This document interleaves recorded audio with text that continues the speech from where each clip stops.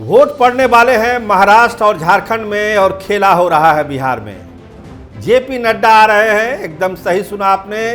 7 तारीख को छठ के मौके पर जेपी नड्डा बिहार आ रहे हैं। महापर्व बिहार के लिए सबसे बड़ा पर्व माना जाता है छठ, और वहाँ भारतीय जनता पार्टी के राष्ट्रीय अध्यक्ष आ रहे हैं अर्घ्य देने के लिए।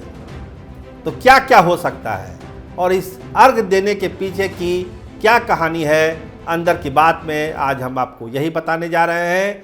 क्या इसमें कोई सियासी खेल भी है?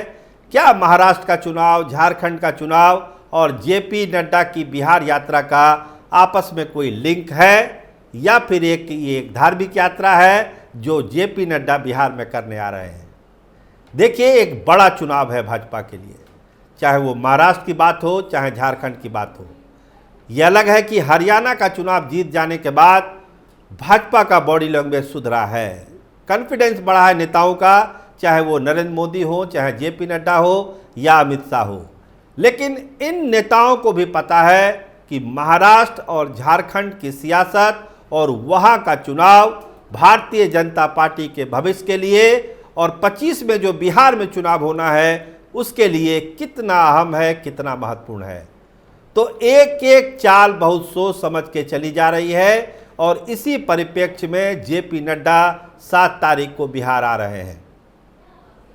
अमूमन छठ के मौके पर बाहर से जो प्रवासी होते हैं, बिहारी प्रवासी जिसको बोलते हैं, जो दूसरे राज्यों में काम करते हैं, जिनका परिवार बाहर होता है, बड़ी संख्या में बिहार आते हैं। मतलब ट्रेन में जगह नहीं मिलती है, कचम कुच करके जो है सब लोग अपने अपने घर पहुंचते हैं। तो एक संदेश देने की कोशिश क्या जेपी नड्डा कर रहे हैं 7 तारीख को आकर? और एक बड़ा सवाल जो सत्ता के गलियारों में चर्चा में है और अंदर खाने जिसकी चर्चा हो रही है कि क्या गिरिराज सिंह का जो अपमान हुआ है, एनडीए की जो बैठक थी 28 तारीख को, जिस तरीके से ट्रीट किया गया गिरिराज सिंह को, तीसरे रो में वो बैठे, और जब नीतीश कुमार ने कहा कि बिहार में हिंदू मुसलमान चलना नहीं है, यहाँ केवल विकास विकास और विकास ही चलेगा, तो क्या गिरिराज सिंह के इस अपमान का बदला भी भाजपा लेने की सोच रही है? इंतजार महाराष्ट्र और झारखंड के चुनाव नतीजों का है। इसके बाद भाजपा अपने सारे पत्ते खोलेगी, क्योंकि सभी लोग जानते हैं, जनता दल यूनाइटेड के लोग भी जानते हैं कि अगर गिरिराज सिंह ने हिंदू स्वाभिमान यात्रा निकाली है तो इसका मतलब है कि पार्टी के बड़े नेताओं की सहमति उसमें जरूर होगी। क्योंकि एक केंद्रीय मंत्री अगर 4-4 सीमांचल के ज़िले में घूम रहा है, इतनी बड़ी यात्रा निकाल रहा है, तो बिना केंद्रीय नेतृत्व के सहमति के ये हो ही नहीं सकता है। इसको नीतीश कुमार भी समझते हैं, जेपी नड्डा भी समझते हैं, और सियासत में थोड़ी बहुत दिलचस्पी रखने वाले बिहार के लोग भी समझते हैं कि हुआ क्या था।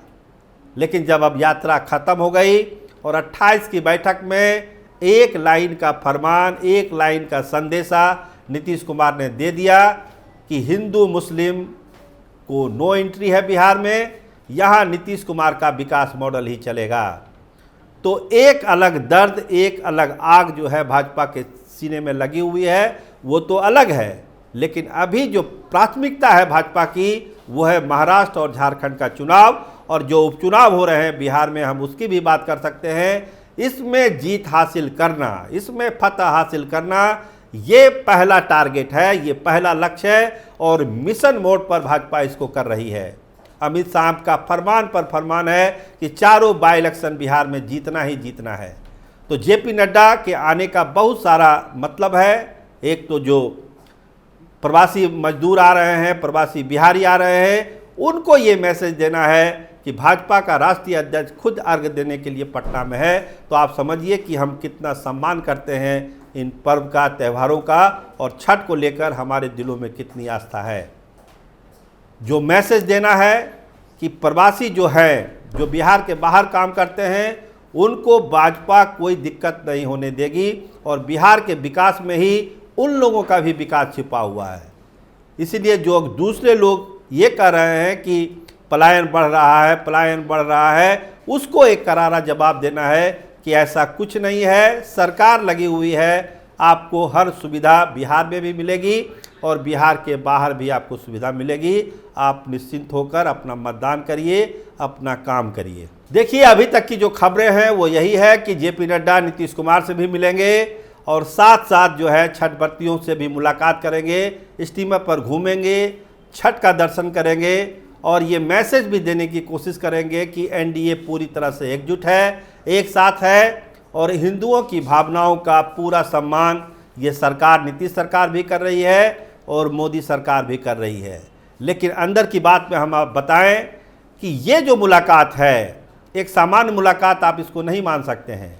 गिरिराज सिंह प्रकरण को लेकर भाजपा का एक बड़ा खेमा नाराज है कि ये बेइज्जती नहीं होनी चाहिए थी गिरिराज सिंह की। हर पार्टी का अपना एजेंडा होता है, अपना लाइन है, हर पार्टी अपने अपने हिसाब से काम करती है। किसी की पदयात्रा निकलती है तो भाजपा कहाँ इंटरफेयर करती है।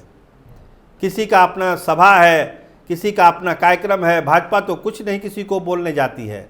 तो भाजपा की यात्राओं को लेकर इतना गुना भाग क्यों किया जाता है और जितना सीधा सीधी स्टेट लाइन नीतीश कुमार ने लिया 28 तारीख वाली बैठक में, भाजपा के कई नेताओं को ये अच्छा नहीं लगा। उनके दिल को चोट पहुंची है कि भाजपा तो अपनी यात्रा कर रही थी, इसमें दूसरे लोग जो है क्यों उंगली कर रहे थे।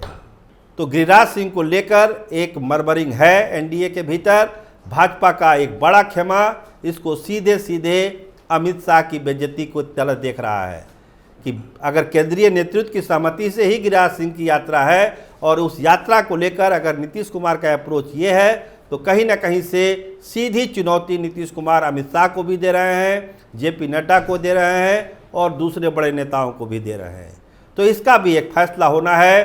पार्टी पदाधिकारियों से भी मिलेंगे, पार्टी के बड़े नेताओं से भी मिलेंगे, उपचुनाव को लेकर एक स्ट्रेटजी तय होगी।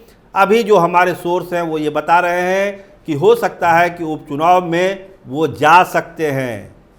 हालांकि कहा उनको जा रहा है कि उपचुनाव में आपको जाने की ज़रूरत नहीं है, पटना में बैठकर ही सारी चीज़ों को वो रिव्यू करेंगे और ये तय करेंगे कि चारों की चारों सीट एनडीए के खाते में आए। इसके बाद की जो लड़ाई होगी महाराष्ट्र और झारखंड के बाद वो हम निपट लेंगे नीतीश कुमार से, क्योंकि अब तो तय है कि नीतीश कुमार के नेतृत्व में चुनाव लड़ना है। एजेंडा भी पास है एनडीए की बैठक में। तो नीतीश कुमार के चेहरे का जितना उपयोग भाजपा कर सकती है वो उपयोग करने की एक स्ट्रेटजी तैयार है भाजपा के पास कि ठीक है, जब इतने सालों की विरासत है, इतनी सालों की समृद्धि है, नीतीश कुमार का चेहरा है, तो 25 के चुनाव में आप उसी चेहरे को यूज करिए। चुनाव के बाद जो होगा सो होगा। आप उस लाभ से वंचित क्यों होना चाहते हैं? भाजपा के बड़े नेताओं के बीच इस लाइन पर एक बृहद चर्चा शुरू हुई है कि उस लेगेसी को, उस विरासत को फायदा उठाना है। उसको एक बोझ की तरह मत देखिए, उसको एक लाभ के विकल्प के तौर पर देखिए कि आपको उस चेहरे का कितना फायदा मिलता है। चुनाव के बाद जो होगा सो होगा, लेकिन फिलहाल नीतीश कुमार के नेतृत्व में चुनाव हो, ये भाजपा के लिए भी फायदा है और जनता दल यूनाइटेड के लिए तो है ही है।